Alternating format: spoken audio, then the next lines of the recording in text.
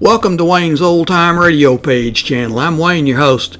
These programs are brought to you by support of our listeners. You can give your support at Patreon or PayPal, either one. There's clickable links in the description below. Thanks for your support and enjoy the shows. Good. It's time now for Johnny Dollar.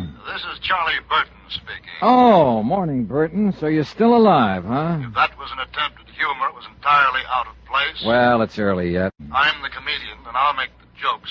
Your job is to protect my life. Don't tell me you've been shot at again. This time of morning? Boy, whoever it is really must hate you, Burton. Dollar, so help me. So help you nothing. You may be good old lovable Charlie to 40 million television viewers, but to me you're just a pain in the neck. I'll remind you, To my client, you're worth $500,000 because he was fool enough to write an insurance policy on your life, but not to me.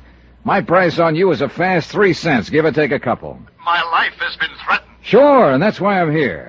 But yesterday, when I tried to get you to cooperate, you called it a practical joke. Well, I'm not calling it that now. No, because somebody tossed a bullet at you last night and scared the living pants off of you. Well, call Captain Peral of the Ensenada Police. Mr. Dollar. Look, I need wait. another hour's sleep, so don't phone my room again before 9 o'clock. Goodbye.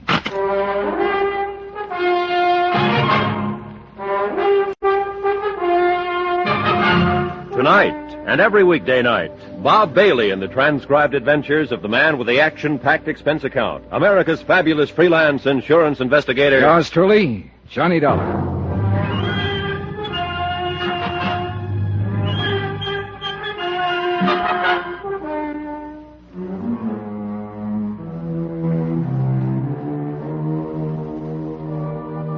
From Special Investigator Johnny Dollar, location Ensenada, Mexico.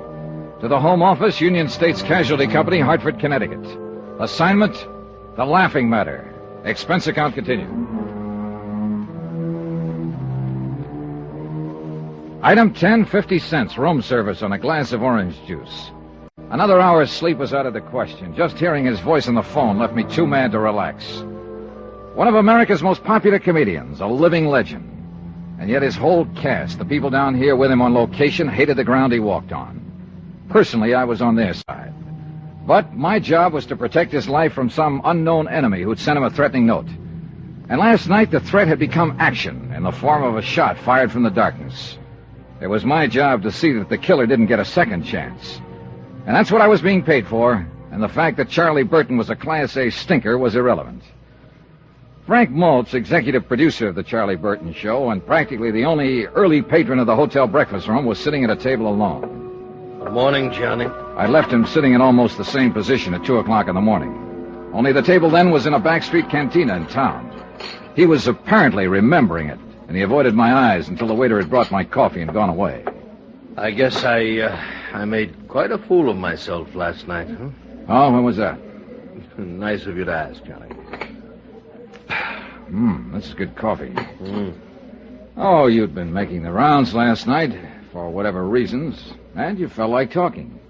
But I wouldn't call that making a fool of yourself. All right. Thanks. You were sober enough when I left you. Oh, sure. You just sat there and let me talk it out.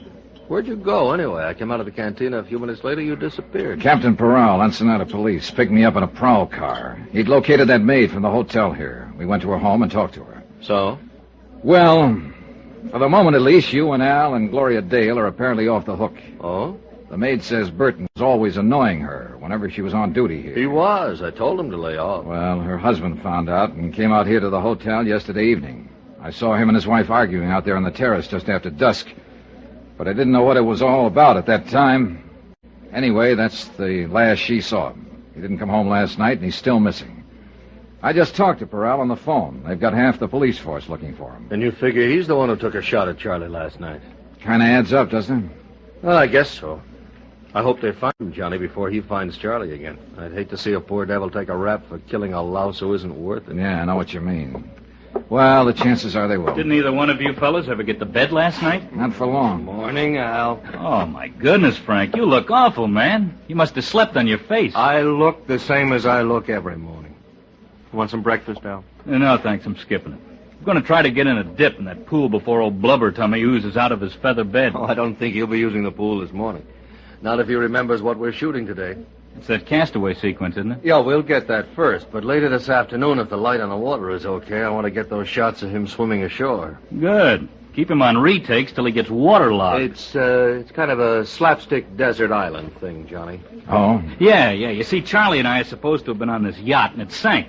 And I just disappeared. But there's some stock shots of Charlie swimming like crazy and a stock shot of a deserted South Sea island. And finally, Charlie comes crawling up onto the beach. That's the sequence we're going to do this morning. I see. He's pooped. He's dying, you know. Then I step out from behind a bush, and I'm wearing a full-dress suit, white tie and tails. He thinks he's crazy or something. It starts building from there, then, Johnny. Yeah, I get the idea. He's thirsty, see? So I reach under my coat and bring out a soft drink, an ice-cold bottle. And I open it and give it to him. It says Cott Quality Beverages on the bottle, C-O-T-T. Yeah. So Charlie asks, is it any good? And I say, it's Cott, man. And he says, so what? And I say, so it's Cott to be good. You see, Johnny, it's out-and-out slapstick, but it works pretty well on camera. Yeah, it keeps building, you see. I keep producing things out of the bushes. A table and chair, tablecloth, dishes and silver, caviar, bottle of wine, roast turkey, then a string quartet, and finally a line of dancing girls. And the payoff's a shaggy dog. He says, look, we were shipwrecked together. How you doing all of this? And I say, it's easy. I got a cousin in Congress. It's a lot better on film, Johnny. A lot better than it sounds, stripped down this way. Yeah, well, I'm not exactly a fan of Burton's. Oh, he's got some good stuff in this one, Mr. Dollar. In fact, he's got all the good stuff. Only thing I'm in there for is to feed him the lines. As usual, of course. If I ever get a decent role in his show, I'll drop dead. Oh, really? Attention! That's not funny, Al. At ease. I said it's not funny. You thought it was when you did it on the show last month. May I remind you that your services can be easily dispensed with? Good. Fire me. Al. If I could get out of this lousy contract with you, I could start on the PCT tomorrow, and at 5 times what you're paying me. Take it easy, Al. No, by all means. They'll set me up in my own show, and they'll put it in a time slot right opposite yours. In 3 months, Charlie, I could bump you clear off the screen. You don't say so. Al, beat it, will you? Okay, Frank. Sorry you had to get caught in the crossfire, Mr. Dollar. Nothing personal. Forget it. See you later, gentlemen. You'll be on that set in a half hour, not a minute later. Yes, sir. You certainly are one big happy family, aren't you? Dollar, that kid was a nobody when I picked him up. You're wrong, Charlie. That kid is a real talent, and you know it. You see? You see what I have to deal with? He's done as much for the show in the past year as you have. You see, Dollar, I'm forced to live in the very presence of my enemies. Who made them your enemies, Burton? Look, my only concern has always been the welfare of those less fortunate than myself, those who depend on me for their professional careers and their livelihood. I understand there's some difference of opinion about that. Well, it's envy, nothing but envy. Would you like some more coffee, Johnny? No, thanks. I've had about all I can stand. Yeah, so have I. May I ask what you're doing to protect my life, Mr. Dollar, if anything at all? Oh, I've taken the usual routine precautions. Routine? I demand more than routine. Not from me. You don't demand anything. I'm working for the insurance company. Then I'll complain to them. Good. Why don't you cancel your policy at the same time? Then I can get off this assignment. Couldn't cancel it if I wanted to. My sponsors wouldn't allow it. It's for their protection, not mine. I know that. I think you'd like to see me murdered. Oh, no, you're wrong there. That would mean I'd loused up an assignment, and I take pride in my work. But you wouldn't care personally. No comments. I'll demand protection from the local police. You've already got it. Captain Peral had 2 men on duty last night after that shot was fired, watching your room. I didn't see them. They didn't intend for you to see them. Relax, Burton. If the worst does happen, ballistics can probably identify the killer after we get the slug out of your body. Dollar, this is no laughing matter. Then why did you treat it like one? Why did you tear up that threatening letter? Why didn't you call the police in right then? Why didn't you cooperate with me yesterday when I got here? And why the devil did you make a pass at an 18-year-old girl in the first place and get her husband out gunning for you? You mean you know who's trying to kill me? If it's any satisfaction to you, Burton, just in case it gets past us, you probably have been killed by a man named Nacho Morales. His wife is a maid here at the hotel, as you no doubt know. That little native girl? Yeah. That little native girl. Oh, now, look, both of you. No. I was wrong. I admit it. I just lost my head, I guess.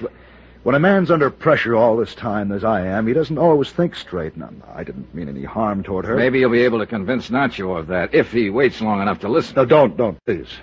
I know you hate me.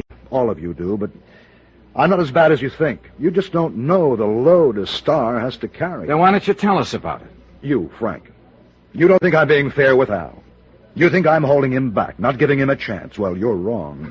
I'm actually carrying him, teaching him things I've learned over the years. Oh, he knows quite a bit now, Charlie. So you don't believe me? You don't think I know what I'm talking about? Well, let's... All right, I'll show you. Al said he was written down in today's sequence. He said that I had the great role. You heard him say it. Well, yes, Then Charlie, let him have it. I'll What? trade with him. You mean that? Yes, I mean it. Let him change any line he wants. To fit his style, he can play it any way he likes. I'll take that role he says is so bad, and I'll still come out the star. All right. Charlie, we'll have a go at it. Fine. I'll see you on the set, unless somebody manages to kill me first. Good morning, gentlemen. Oh, I never thought I'd live to see the day. Yeah, that shot last night must have really shaken him up. Oh, that kid will make him look sick, Johnny. He doesn't know what he's in for. Well, there's one way to find out. Oh, wait a minute, Johnny. I've been thinking about something you said. Oh? That maid, Morales' wife, does she speak English? Nope, just Spanish. Well, what about her husband? Same deal, only Spanish. Well, but the note, Johnny, the murder threat Charlie got, that was written in English. Yeah, I know. The South Sea Island set was built on the beach at the far end of the bay. The technicians and the rest of the cast were already there when Maltz and I arrived, and they started shooting 15 minutes later. Gloria Dale wasn't in the sequence, so she slept in at the hotel. Some of Captain Peral's men were on hand, on the lookout for Nacho Morales, but he didn't show. By 3 in the afternoon, they were nearly finished. They'd shot the last scene once, but Maltz decided on a retake. So Hal sat down again at the fully laid table on the beach, and they started to roll. He poured himself another glass of colored water from the prop wine bottle and began to carve the roast turkey while he exchanged lines with Burton. Then suddenly Al missed a cue, faltered on a line, and Maltz cut the cameras. Al pushed back from the table, stood up slowly, then staggered and fell. I rushed toward him, pushed through the crowd that was gathering, and kneeled down beside him. But he was already dead.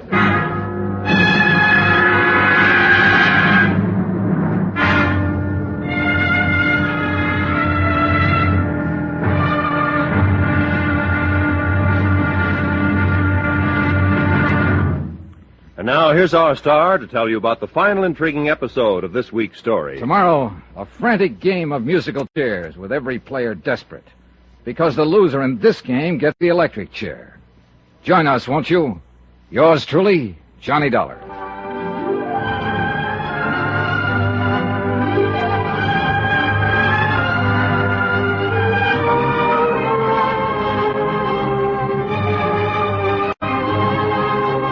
Yours truly, Johnny Dollar, starring Bob Bailey, is transcribed in Hollywood. Written by Les Crutchfield, it is produced and directed by Jack Johnstone. Be sure to join us tomorrow night, same time and station, for the next exciting episode of Yours truly, Johnny Dollar. Roy Rowan speaking.